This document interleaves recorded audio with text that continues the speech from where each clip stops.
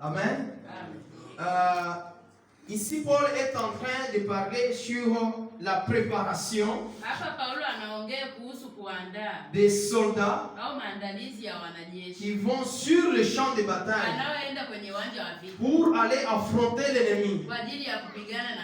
Dans Éphésiens chapitre 6 verset 10, ici Paul nous compare aux soldats qui se préparent pour aller affronter l'ennemi sur le champ de bataille. Alors la façon dont ils devraient se préparer pour affronter l'ennemi, la manière dont ils devraient être équipés pour affronter l'ennemi sur le champ de bataille. Amen. Et vous croyez que en tant que soldats chrétiens, nous sommes sur le champ de bataille? Nous avons lu vendredi le prophète nous disant que lorsque vous venez à Christ, dès l'instant où vous acceptez le Jésus-Christ comme votre sauveur et Seigneur personnel, vous portez automatiquement l'uniforme. Une petite récapitulation pour ajouter quelque chose. Et automatiquement, vous entrez sur le champ de bataille pour aller combattre. Amen. Et pour combattre, vous devez savoir les principes des jeux. Vous ne pouvez pas combattre en vain comme ça. Vous devriez savoir le principe des jeux. Prenons par exemple la boxe. Lorsque vous êtes devant votre adversaire, il y a certains principes que vous devrez appliquer pour bien affronter l'ennemi sur le champ de bataille. Amen.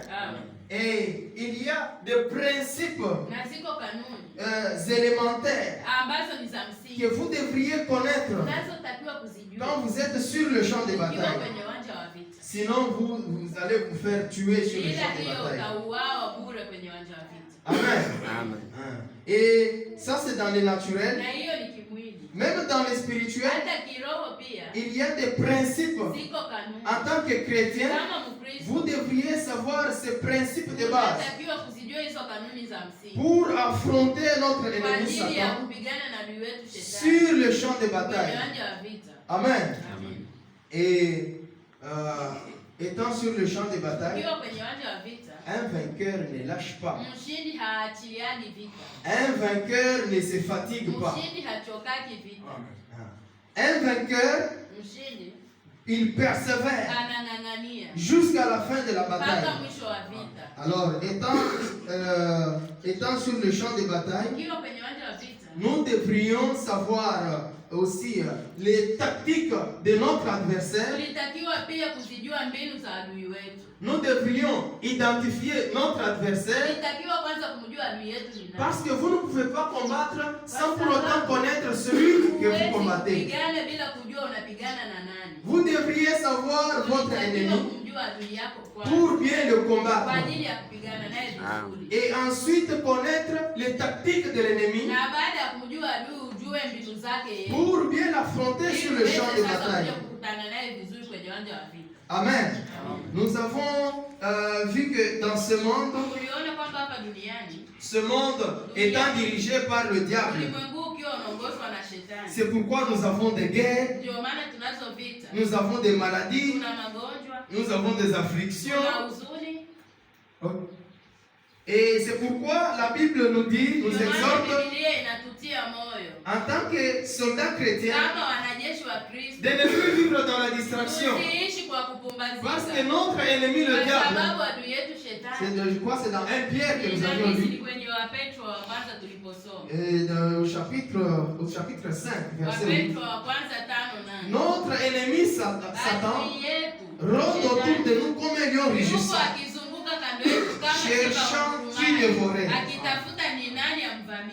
Alors ce monde est dirigé par le diable.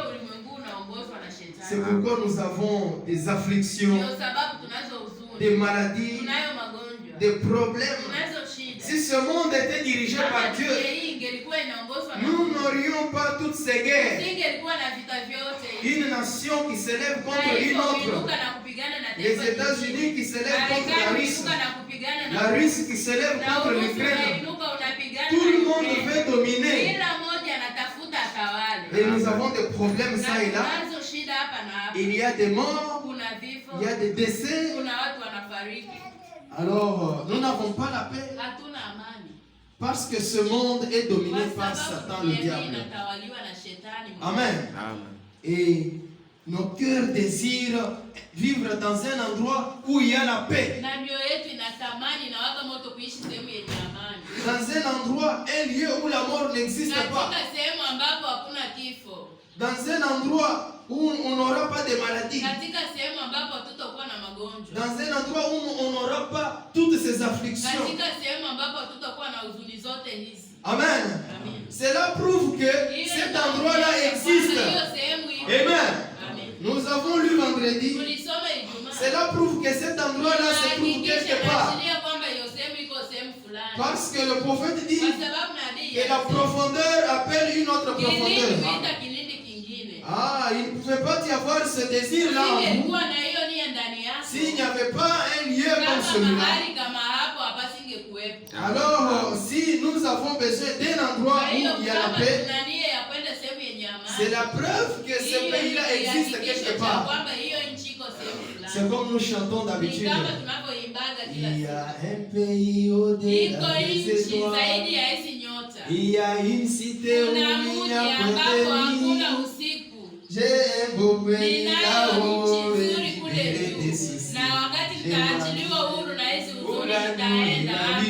et